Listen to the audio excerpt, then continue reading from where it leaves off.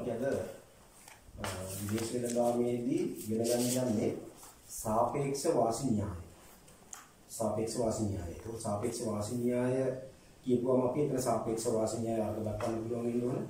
සාපේක්ෂ වාසි න්‍යාය අඳුර ගන්න ඕන අපි. කොහොමද සාපේක්ෂ වාසි න්‍යාය අඳුරගන්නේ කියලා. අර නිරපේක්ෂ වාසි න්‍යායදී වගේම යම් නිමවුමක් ඇසුරින් සාපේක්ෂ වාසි න්‍යාය අඳුර ගන්න පුළුවන්. ඒ වගේම යම් නිමවුමකට අවශ්‍ය යෙදවුම් ප්‍රමාණය පිළිවෙලසෙනුත් සාපේක්ෂ වාසි අඳුර ගන්න පුළුවන්. ඒ වගේම අපිට ඊළඟට වැදගත් වෙනවා සාපේක්ෂ වාසි හටගන්නා මූලාශ්‍රම මොනවද? සාපේක්ෂ වාසි හටගන්නා මූලාශ්‍රම මොනවද කියන එක ඉගෙන ගන්න ඕනේ. එතකොට ඒකත් අපේ විභාගෙදී ප්‍රශ්නයකට එන්න පුළුවන් උත්තර ලියන්න ඔයාලට කොහොමද එන්නේ කියන එක ඒක අඳුර ගන්නවා සාපේක්ෂ වාසි ඇති වෙන මූලාශ්‍රම. ඊළඟට අර විදේශ වෙළඳාමේදී වගේම මේ විදේශ වෙළඳාමේදී මේ නිරපේක්ෂ වාසි න්‍යායදී වගේම සාපේක්ෂ වාසි පදනම් කරගෙන අත්විඳින්න පුළුවන් වාසි දෙවර්ගයක් තියෙනවා. ඒ වාසි දෙවර්ගය තමයි එකක් විශේෂීකරණීය වාසි සහ උවමාරුවේ වාසි. මේ දෙකම අපි අද ඉගෙන ගන්න බලාපොරොත්තු වෙනවා. එතකොට සාපේක්ෂ වාසි කොහොමද හඳුනාගන්නේ කියන එකත් වැදගත්. සහ සාපේක්ෂ වාසි න්‍යායට ඇත්තටම වැදගත් වෙනවා. නිරපේක්ෂ වාසි න්‍යාය ගැන කතා කරන්න ඕනේ නැහැ. ඒක නිරපේක්ෂ වාසි සමානලාට එකම රටකට බෙදලා යන්න පුළුවන් භාණ්ඩයක් සම්බන්ධයෙන්. ඒ කියන්නේ රටවල් දෙකක් නේ අපි කතා කරන්නේ නිරපේක්ෂ වාසි න්‍යායනේ. හැබැයි නිරපේක්ෂ වාසි තියෙන්න පුළුවන් එකම රටකට භාණ්ඩ දෙකම. එහෙම වුණොත් ඉතින් නිරපේක්ෂ වාසි වෙන විදේශ වෙනම අපි වෙන්නේ නැහැ. අන්න ඒ වෙලාවෙදි තමයි අපි සාපේක්ෂ වාසි හොයන්න වෙන්නේ. එතකොට නිරපේක්ෂ වාසි න්‍යායන වෙනදාම බිහින් නැති වුණාට රටවල් දෙකට සාපේක්ෂ වාසි බෙදලා ගිහිලා තියෙනවා නම් මේ භාණ්ඩය සම්බන්ධයෙන් දැන් භාණ්ඩ දෙක සම්බන්ධයෙන් රටවල් දෙකට සාපේක්ෂ වාසි බෙදලා ගිහිලා තියෙනවා නම් අන්න එතකොට සාපේක්ෂ වාසි න්‍යාය පදනම් කරගෙන විදේශ වෙනදාම බිහි වෙනවා. එතකොට සාපේක්ෂ වාසි න්‍යාය කියන එක අඳුන්වලා දුන්නේ අපිට 19 වෙනි සතවර්ෂයේදී හිටපු ඩේවිඩ් රිකාඩෝ කියන ආර්ථික විද්‍යාඥයා. එයා අඳුරගත්ත සංකල්පයකට අනුව මේක පෝෂණය වෙලා තියෙනවා. ඒ පෝෂණය වුණාට පස්සේ අපි සාපේක්ෂ වාසි කියන්නේ මොකක්ද කියලා පළමුවෙන්ම අඳුර ගන්න වෙනවා. ඒක සාපේක්ෂ වාසි කියලා කියන්නේ කිසියම් රටවල් දෙකක් නේ අපි සාමාන්‍යයෙන් කිසියම් රටක් කියලා කතා කරේ. කිසියම් රටක් භාණ්ඩයක් නිෂ්පාදනය කරනකොට වෙනත් රටකට වඩා අඩු ආවස්තික පිළිගයක්. මොකක්ද?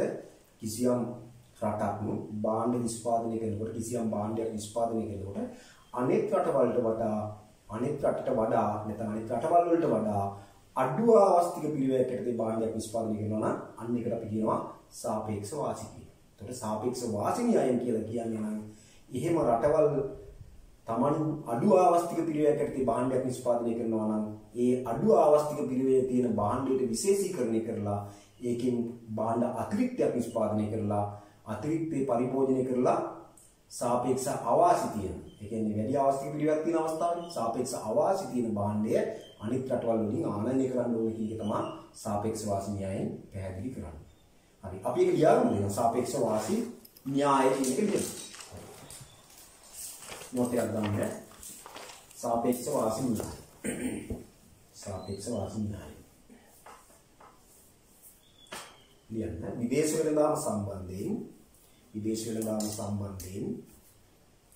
විදේශ වෙළඳාම සම්බන්ධයෙන් සාපේක්ෂ වාසි න්‍යාය විදේශ වෙළඳාම සම්බන්ධයෙන් සාපේක්ෂ වාසි න්‍යාය ලොවට හඳුන්වා දෙන ලද්දේ සාපේක්ෂ වාසි න්‍යාය ලොවට හඳුන්වා දෙන ලද්දේ 19 වෙනි සියවසේ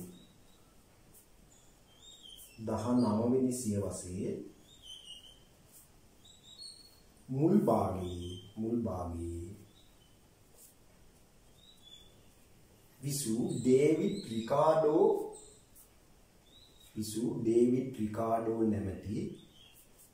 විසු ඩේවිඩ් රිකාඩෝ නැමැති ආර්ථික විද්‍යාඥයා විසිනි. හොඳයි අලුත් උලට ගන්න. ඒ අනුව සාපේක්ෂ වාසි අනුව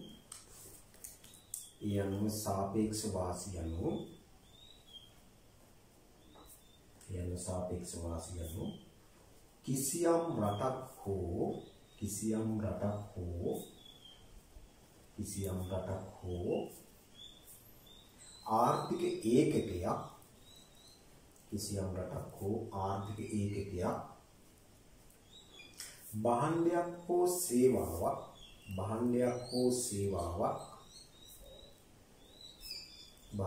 හෝ සේවාවක් වෙනත් ආර්ථික ඒකකයකට වඩා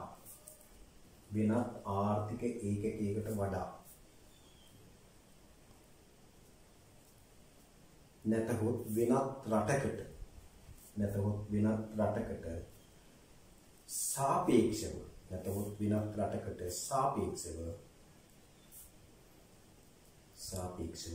අඩු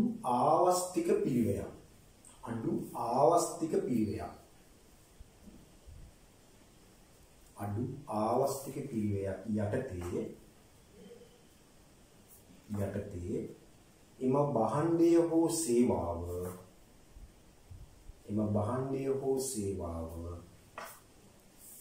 නිපදවනු ලබයි නම් එකී රටට එම භාණ්ඩයේ සම්බන්ධයෙන්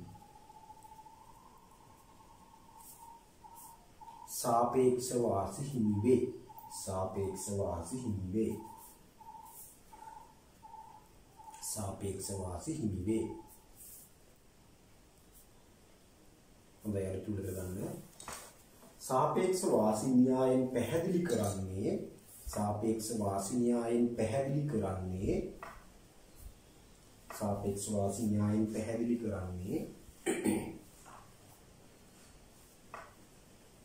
රටවල් අතර සාපේක්ෂ වාසී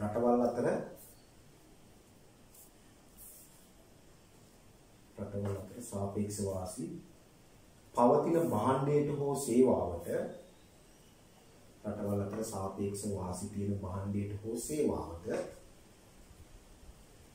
තමන් සතුව පවතින සම්පත්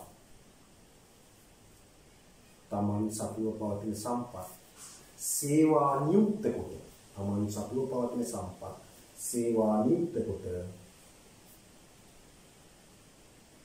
එම භාණ්ඩය හෝ සේවාවෙන්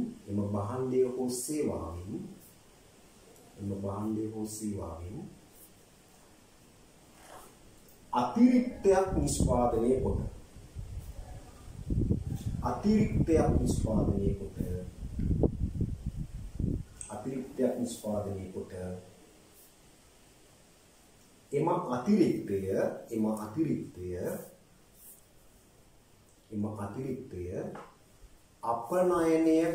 එම අතිරික්තය අපනයනය කොට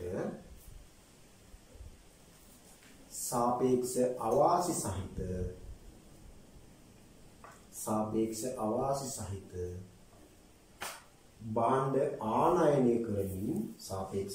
සහිත භාණ්ඩ ආනයනය කරමින්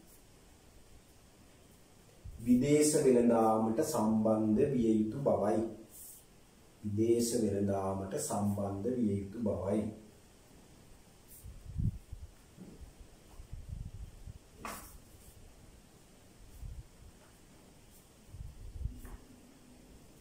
දැන් ඒකට පැහැදිලිනේ අපිට සාපේක්ෂ වාසි කියලා කියන්නේ අඳුරගන්න කියපුවම සාපේක්ෂ වාසි කියලා කියන්නේ කිසියම් රටක් නැත්නම් ආර්ථික ඒකකයක් වෙනත් ආර්ථික ඒකකයකට හෝ රටකට වඩා අඩු ආවස්තික පිරිවැයක් යටතේ කිසියම් භාණ්ඩයක් හෝ සේවාවක් නිෂ්පාදනය කරයි නම් එකී භාණ්ඩය හෝ සේවාව සම්බන්ධයෙන් අදාළ රටට සාපේක්ෂ වාසි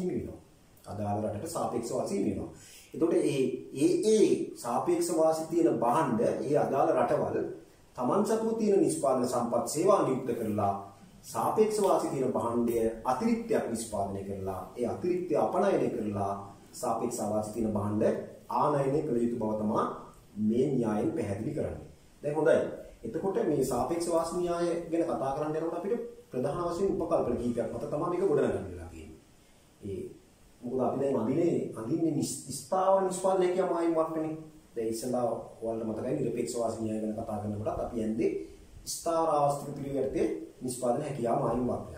එතකොට මෙතෙන්දී මේ ස්ථාවර ආවස්තික පිළිවෙල අපි අඳිනකොට ඔයාලා දන්නවා ස්ථාවර ආවස්තික පිළිවෙල අඳින්න පදනම් වුණේ නිෂ්පාදන සම්පත් සමජාතිය කියලා කිව්වනේ. ඒ කියන්නේ එකට එකක් පූර්ණ සාධක සංචලතාවයක් තියෙනවා. අනිත් එක එහෙමම ගන්න පුළුවන් අනිත් භාණ්ඩයට. ඒ කියන්නේ ඒ දෝම් ඒ ආකාරයෙන්ම ගන්න පුළුවන්. ඒක නිසා අපි ඒවට කියනවා සමජාති නිෂ්පාදන සම්පත් කියලා. එතකොට ඒ වගේම සාධක සංචලනය කිරීමේ හැකියාවක් තියෙනවා. දැන් එක භාණ්ඩයක තියෙන නිෂ්පාදන සම්පත් ටික අනිත් භාණ්ඩෙ නිෂ්පාදනය කරන්න ගන්න පුළුවන් වෙන්න ඕනේ. එතකොට ඒකට අපි කියනවා සාධක සංචලනය කිරීමේ ඇති හැකියාව. ඒ වගේම මේකේ තියෙනවා ස්ථාවර පරිමාණානුකූල ඵල තමයි තියෙන්නේ. කියන්නේ ස්ථාවර පරිමාණානුකූල ඵල කියලා සංකල්පයක් අපි ඉගෙන ගන්නතනේ නිෂ්පාදන පිළිවෙලේදී ස්ථාවර පරිමාණානුකූල ඵල.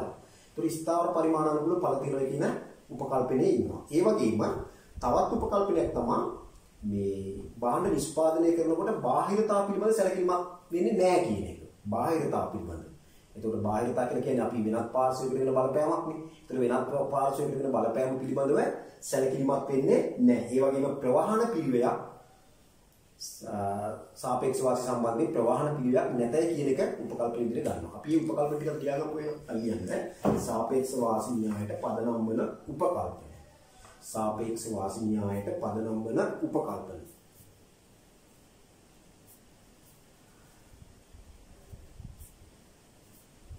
එක පූර්ණ සාධක සංචලතාවයක් පැවතීම. නැත්නම් පූර්ණ සාධක සංචලතාවය. පූර්ණ සාධක සංචලතාවය. ඒක ස්ථාවර පරිමාණානුකූල ඵල. ස්ථාවර පරිමාණානුකූල ඵල.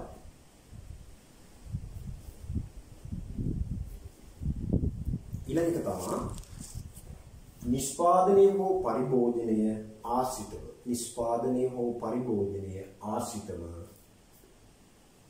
නිෂ්පාදනය හෝ පරිභෝජනය ආශ්‍රිතව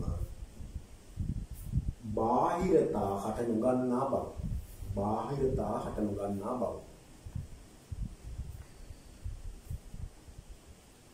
ඊළඟට ප්‍රවාහන පිළිවෙල පිළිබඳ සැලකිල්ලක් නොමැති වීම.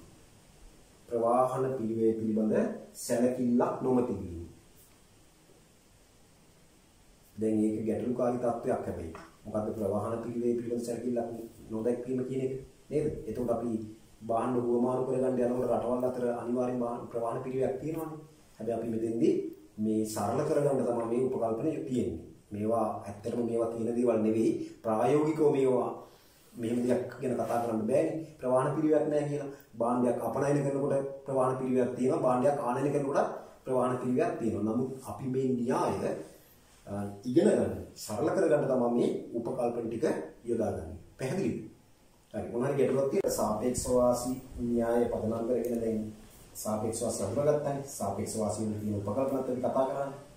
මේ ඒකට සාපේක්ෂ වාසි න්‍යායට හේතු වෙන කරුණු මොනවද කියලා වැදගත් වෙනවා කතා කරන්න. මේ සාපේක්ෂ වාසි හටගන්න මූලාශ්‍ර කියලා කියනවා. නැත්නම් සාපේක්ෂ වාසි වලට පදනම් වන කරුණු කියලා කියනවා.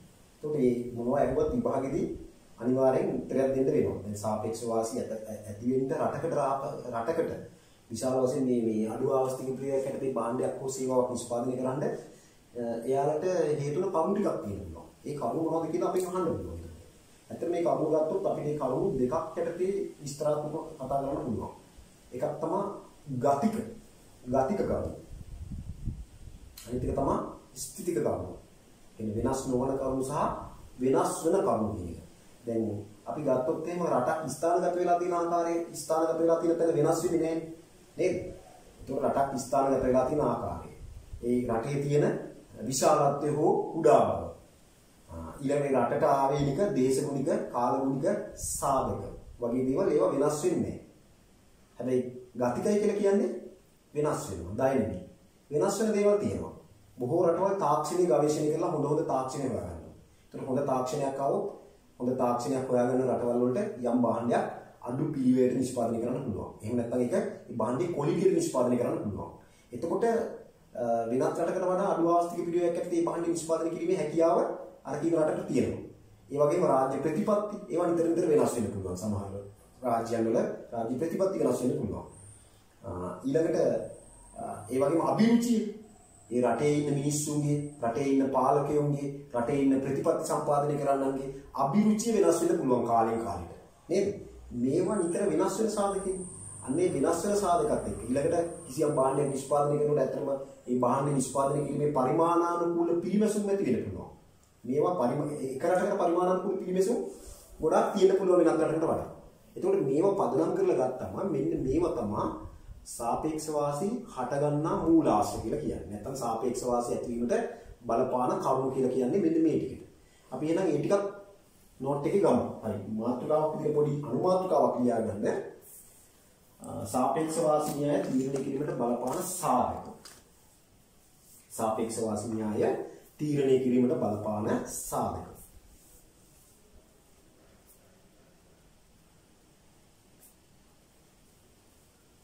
එහෙම නැත්නම් සාපේක්ෂ වාසී හටගන්නා මූලාශ්‍ර. සාපේක්ෂ වාසී හටගන්නා මූලාශ්‍ර කියලා ලියන්න පුළුවන්. හරි. එකක් තමයි ගතික සාපේක්ෂ වාසී. ගතික.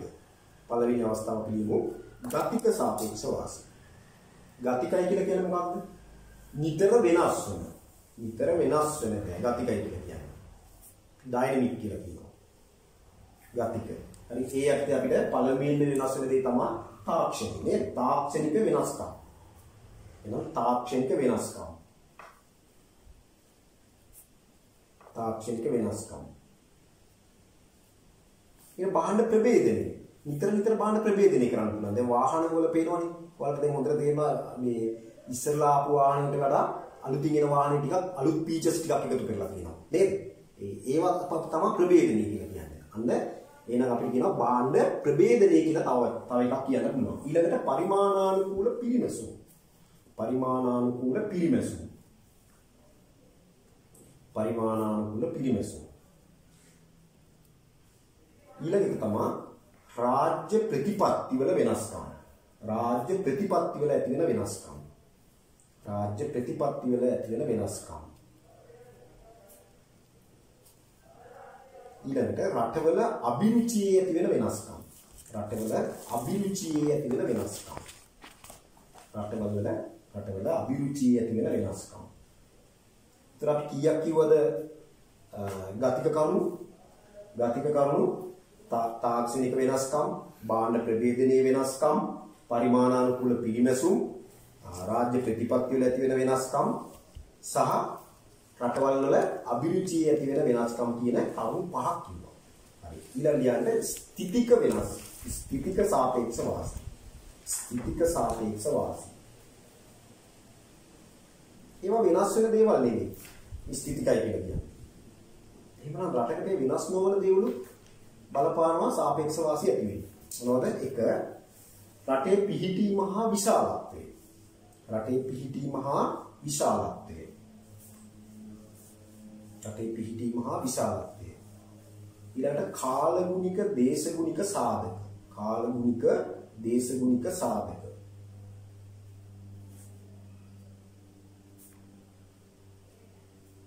තවත් වැදගත් එකක් තියෙනවා සම්පත් සම්භාරයේ පවතින වෙනස්කම්. සම්පත් සම්භාරයේ පවතින වෙනස්කම්. මොකක්ද මේ සම්පත් සම්භාරයේ පවතින වෙනස්කම් කියලා කියන්නේ? දැන් සමහර රටවල් වලට විශාල ජනගහනයක් තියෙනවා. නේද? සමහර රටවල් වලට ජනගහනය විශාලව නැහැ. හැබැයි ඒගොල්ලන්ට ප්‍රාග්ධනය තියෙනවා. ඊළඟට සමහර රටවල් වල දැන් බලන්න සමහර රටවල් ස්ථානගත වෙලා තියෙන ආකාරය දිහා බලපුවම සමහර රටවල් ගොඩ බිමින් විතරයි තියෙන්නේ. සමහර රටවල් වලට වරායන් තියෙනවා. දැන් හොඳ විශාල වරායන් තියෙන තැන් වලට නැව් නිෂ්පාදනය කරන්න පුළුවන්. නේද? වරායක් අනිවාර්යෙන් තියෙන්නේ ගුරු ප්‍රදේශයක් හොඳට තියෙන්නේ. ඒක ස්වභාවික වරායන් තියෙනවා. අන්න එතකොට සම්පත් සම්භාරයේ තියෙන වෙනස්කම්. එතකොට මේ හොඳ වරායන් තියන අයට හොඳ පාග්ධනයක් තියන අයට නැව් නිෂ්පාදනය කරන්න පුළුවන්. හැබැයි වරායක් නැති ප්‍රාග්ධනයේ තිබුණා ගොඩ බිමින් විතරක් සීමා වෙලා තියෙන රටක නැව් නිෂ්පාදනය කරන්න පුළුවන්. බෑ. නේද? එතකොට අන්න වැදගත්. එතකොට මේ රටවල් පිහිටීම, රටවල් ස්ථානගත වෙලා තියෙන ආකාරය, රටවල් වල තියෙන සම්පත් සම්භාරය මෙන්න මේවා ස්ථිතික කරුණු කියලා කියනවා. ඒකට ගතික කරුණුයි, ස්ථිතික කරුණුයි සාපේක්ෂ වාසී දීවෙන්න මෙන්න මේ කරුණු හොඳින් මතක තියාගන්න ඕන විභාගය.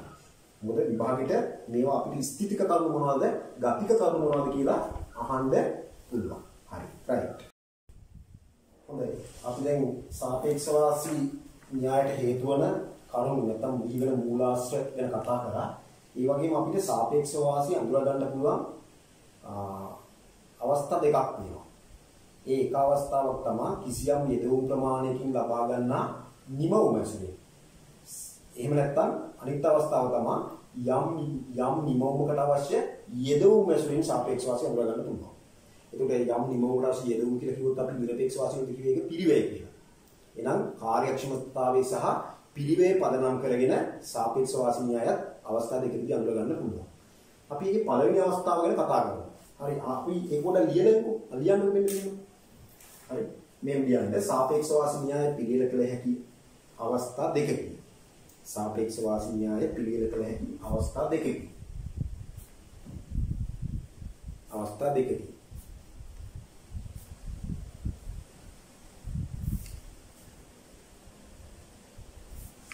එක යම් යෙදවුම් ප්‍රමාණයකින් ලබා ගන්නා නිමවුම ඇසුරින්. යම් යෙදවුම් ප්‍රමාණයකින් ලබා ගන්නා නිමවුම ඇසුරින්. යම් යෙදවුම් ප්‍රමාණයකින් ලබා ගන්නා නිමවුම ඇසුරින්.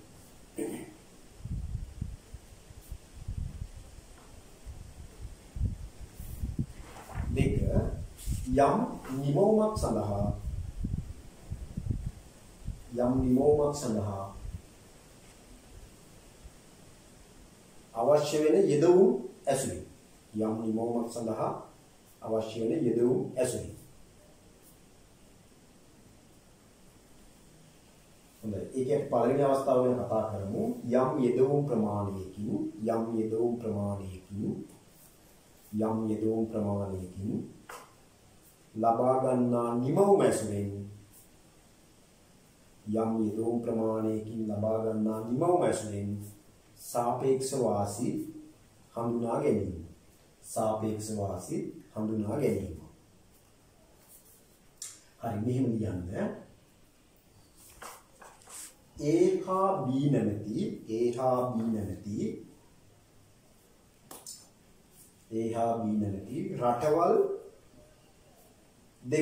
රටවල් දෙක A හා B නැමැති රටවල් දෙක සමාන යෙදවුම් ප්‍රමාණයකින් සමාන යෙදවුම් ප්‍රමාණයකින් අපි වරහන් තුලින් ශ්‍රම ඒකකයකින් සමාන යෙදවුම් ප්‍රමාණයකින් ශ්‍රම ඒකකයකින් වරහන් වහලා ශ්‍රම ඒකකයකින් x හා y භාණ්ඩ නිපදවා ගන්නා ප්‍රමාණයන් පහත පරිදි දී ඇත.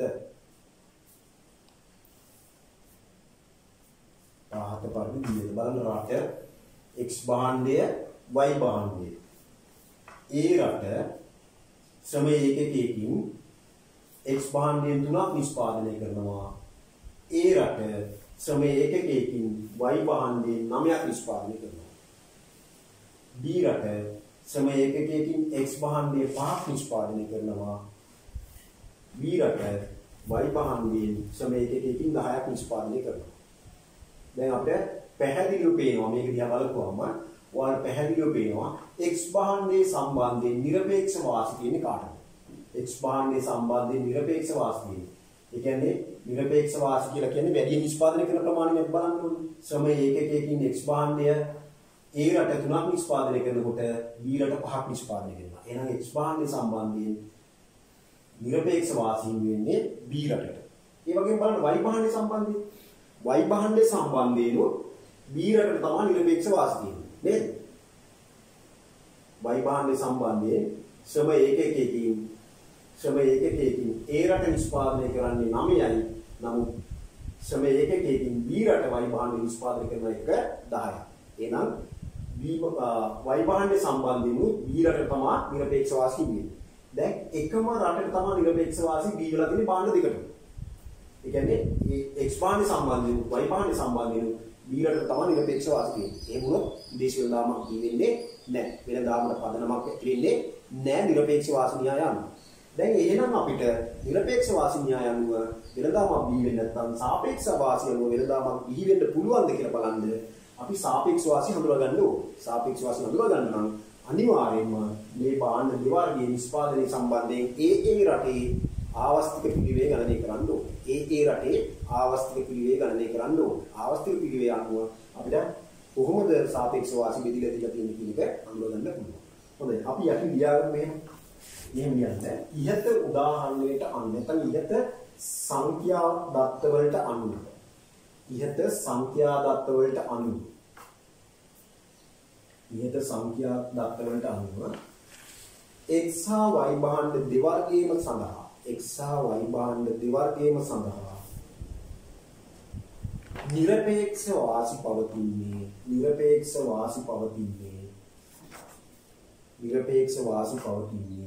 B නැමැති රටටයි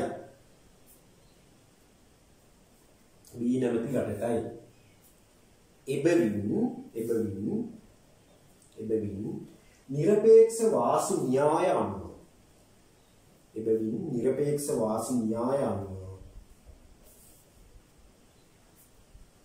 වෙළඳාමක් බිහි නොවේ. එහෙත් සාපේක්ෂ වාසි පදනම් කරගෙන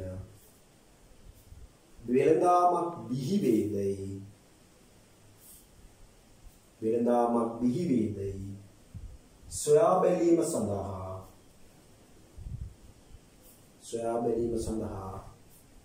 සාපේක්ෂ වාසි හඳුනා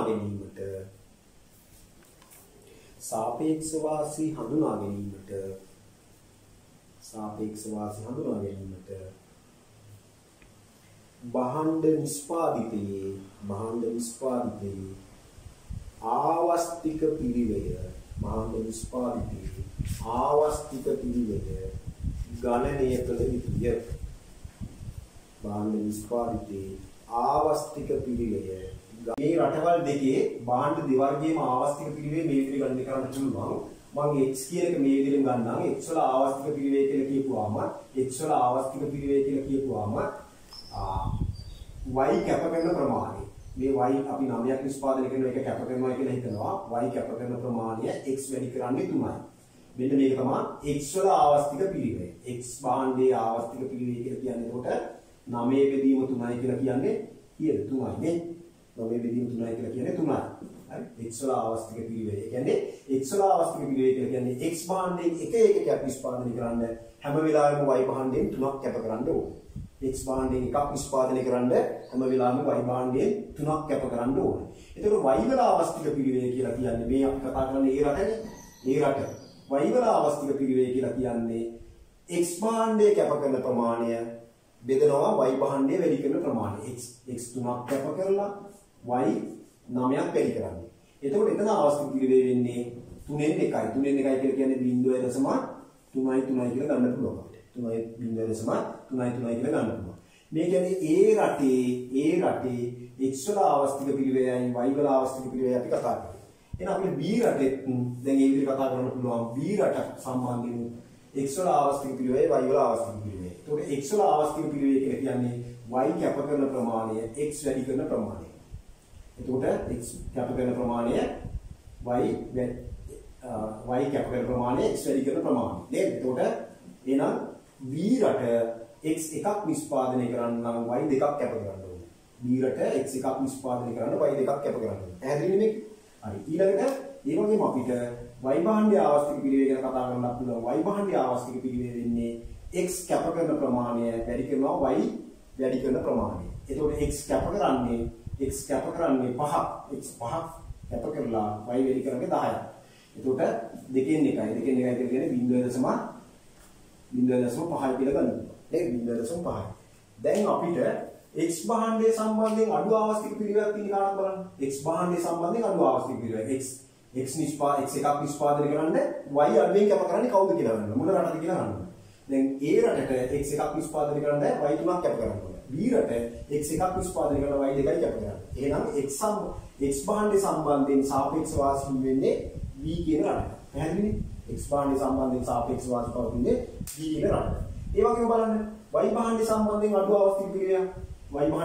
අඩු ආවස්තික පිළිවෙලක් තියෙන්නේ A කියන රට y එකක් නිෂ්පාදනය කරන්න x කැප කරන්නේ 0.3යි කියනවා. හැබැයි B කියන රට y එකක් නිෂ්පාදනය කරන්න 0.5ක් x කැප කරනවා.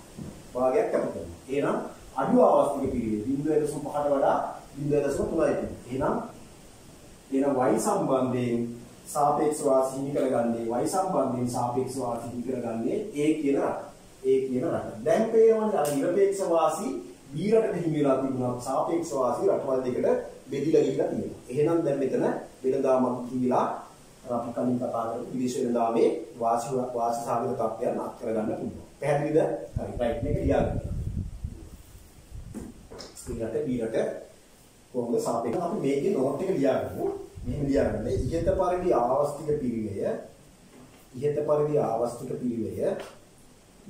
ආවස්තික පිරිවැය ගණනය කළ පසු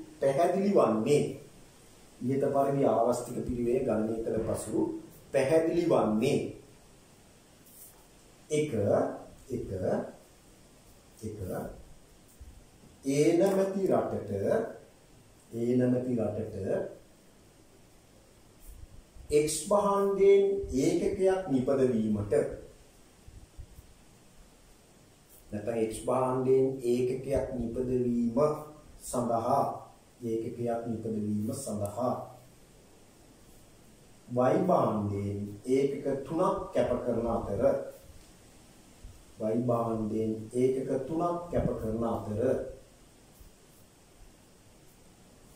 B නැමැති රටට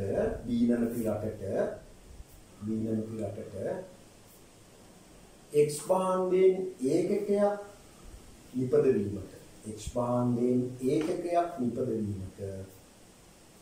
භාණ්ඩයෙන් ඒකකයක් නිපදවීමට y භාණ්ඩයෙන් කැප කරනු ලබන්නේ ඒකක දෙකකි.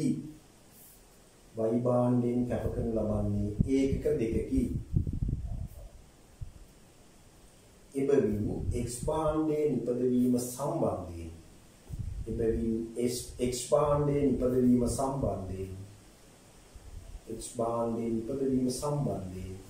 අඩු ආවස්තික පිළිවෙයක් පවතින්නේ B නැමැති රටටයි. අඩු ආවස්තික පිළිවෙයක් පවතින්නේ B නැමැති රටටයි.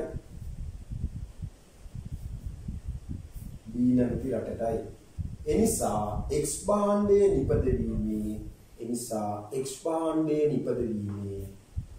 සාපේක්ෂ වාසි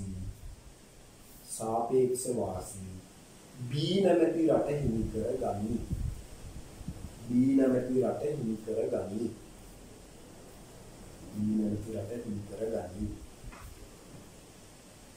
දෙක ඒ නැමැති රටට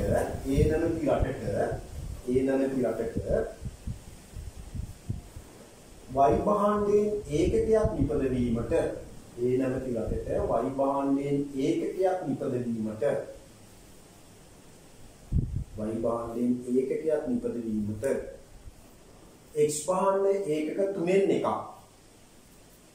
x භාණ්ඩ ඒකක 3න් එකක්. එහෙම නැත්නම් 0.3යි. x භාණ්ඩයෙන් ඒකක 3න් එකක්. කැප කරන අතර B නැමැති රටට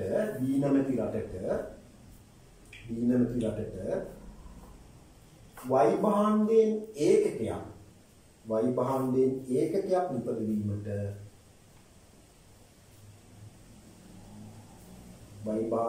ඒකකයක් නිපදවීමට x භාණ්ඩයෙන් කැප කරනු ලබන්නේ දෙකෙන් එකකි. එතන 0.5. එබැවින් y භාණ්ඩයේ නිපදවීම සම්බන්ධයෙන් අඩු ආවස්තික පිළිවෙයක්.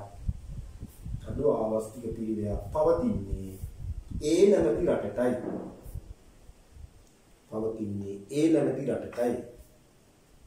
එනිසා y භාණ්ඩයේ නිපදවීමේ සාපේක්ෂ වාසි A නැමැති රට හිමි කරගනි. ඒ නැමැති රට හිමි කරගනිමි. අලුත් උලකින් මින් පැහැදිලි වන්නේ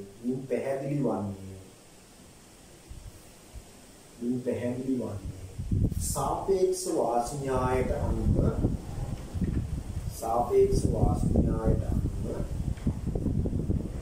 B නැමැති රට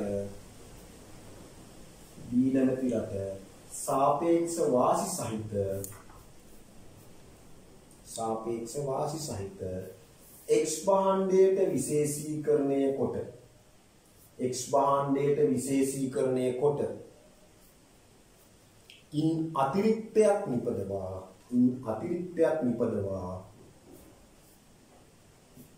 එම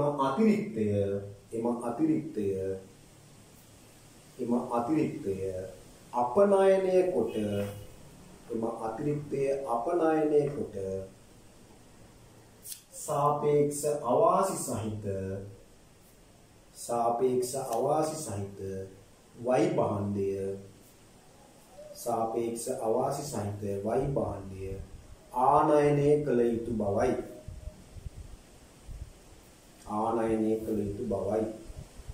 එමෙන්ම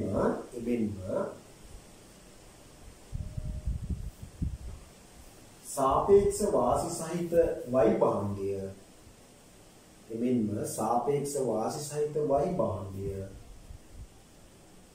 Y භාණ්ඩයට ඒ නැමැති රට සාපේක්ෂ වාසි සහිත Y භාණ්ඩයට ඒ නැමැති රට විශේෂීකරණය කොට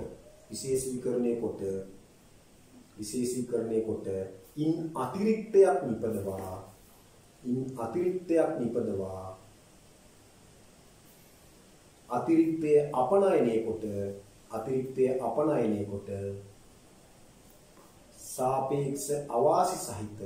සාපේක්ෂ අවාසි සහිත X